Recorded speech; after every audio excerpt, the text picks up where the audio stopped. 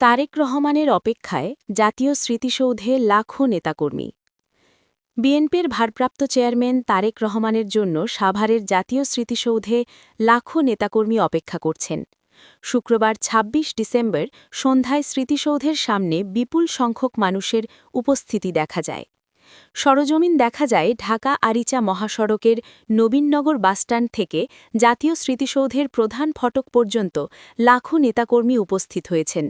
বিএনপির ভারপ্রাপ্ত চেয়ারম্যান তারেক রহমানকে সাভারে স্বাগত জানিয়ে বিভিন্ন স্লোগান দিতে দেখা যায়।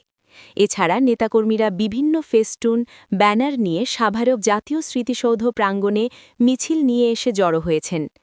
ঢাকা জেলা বিএনপির সাবেক সাংগঠনিক সম্পাদক রাশেদুল আহসান রাশেদ বলেন, আজকে বিএনপির ভারপ্রাপ্ত চেয়ারম্যান লেভেল প্লেয়িং ফিল্ড না হলে নির্বাচন থেকে সরে আসার হুমকি জাতীয় পার্টির।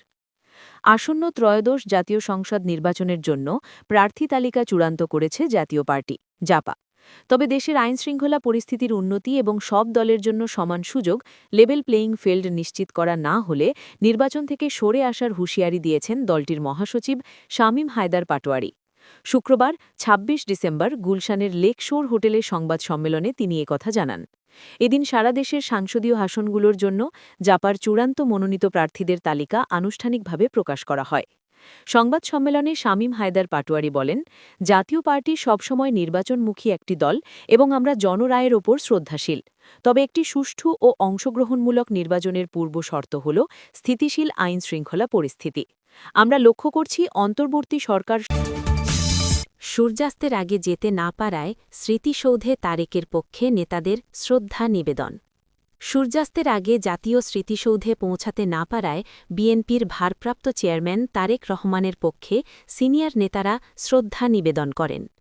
শুক্রবার ২৬ ডিসেম্বর সন্ধ্যায় বিএনপির মিডিয়া সেল জানায়, মহান জাতীয় স্মৃতিসৌধ বেদিতে নিয়ম অনুযায়ী সূর্যাস্তের আগে পৌঁছানোর সম্ভব না হওয়ায় বিকাল ৫টা ৬ মিনিটে বিএনপি ভারপ্রাপ্ত চেয়ারম্যান তারেক রহমানের পক্ষে শ্রদ্ধা।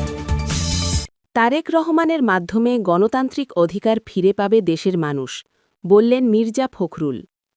বিএনপির মহাসচিব মির্জা ফখরুল ইসলাম আলমগীর বলেছেন, আগামীতে তারেক রহমানের মাধ্যমে গণতান্ত্রিক অধিকার ফিরে পাবে দেশের মানুষ। তার রাজসিক প্রত্যাবর্তন সেই বার্তাই বহন করে। শুক্রবার ২৬ ডিসেম্বর দুপুরে রাজধানীর শেরেবাংলা নগরে তারেক রহমানকে নিয়ে বিএনপির প্রতিষ্ঠাতা জিয়াউর রহমানের সমাধিতে শ্রদ্ধা নিবেদনের আগে সাংবাদিকদের তিনি এসব কথা বলেন। মির্জা ফখরুল বলেন, বাংলাদেশের রাজনৈতিক ইতিহাসে তারেক রহমানের মতো রাজকীয় প্রত্যাবর্তন।